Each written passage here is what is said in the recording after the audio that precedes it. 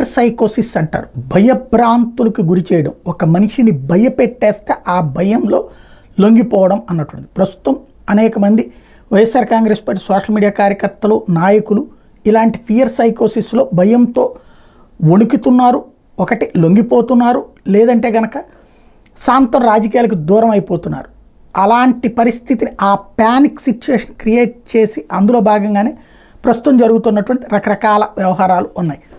అందులో one of the part ఇప్పుడు ఏంటయ్యా అంటే ఎదురు తిరిగే వాళ్ళు కూడా ప్రారంభమయ్యారు. దానికి సజీవ సాక్ష్యం ఒకటి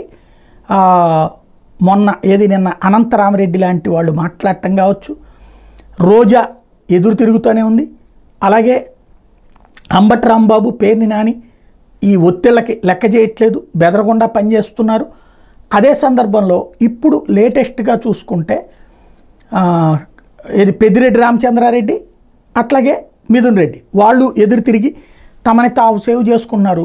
చెవిరెడ్డి ఉదంతం తాజా అంశం, రామ్ గోపాల్ వర్మ ఉదంతం, ఈ ఇద్దరు కూడా చట్టపరమైన తిరుగుబాటు, అదే సందర్భంలో వాస్తవాలని వెల్లడించే ప్రయత్నం చేశారు. రామ్ గోపాల్ వర్మ అదే అడుగుతున్నారు, నేను ట్వీట్ చేశా, అది తప్పైతే ట్వీట్లు చేసిన ప్రతి ఒక్కరిది తప్పే కదా, మనోభావాలు దెబ్బతినడం అంటే.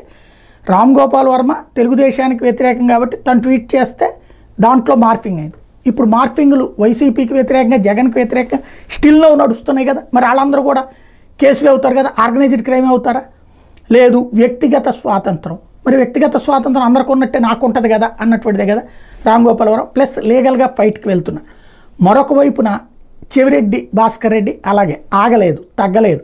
ఏదైతే తన మీద పెట్టినటువంటి ఫోక్సో కేసు, మొన్న వాళ్ళ అబ్బాయి మీద, ఇప్పుడు తన మీద పెట్టినటువంటి ఫోక్సో కేసు, వీటిలో ఎదురు తిరిగి నిలబడి ఈవెన్ ఆ కేసులో అమ్మాయి తండ్రితో ప్రెస్ కాన్ఫరెన్స్ అన్నటువంటిది, అంటే తిరగబడితే పోయేదేమీ లేదు, వాస్తవాలు బయటపడడం తప్ప అన్నటువంటి ఒక రూట్లోకి తీసుకెళ్తున్నారు.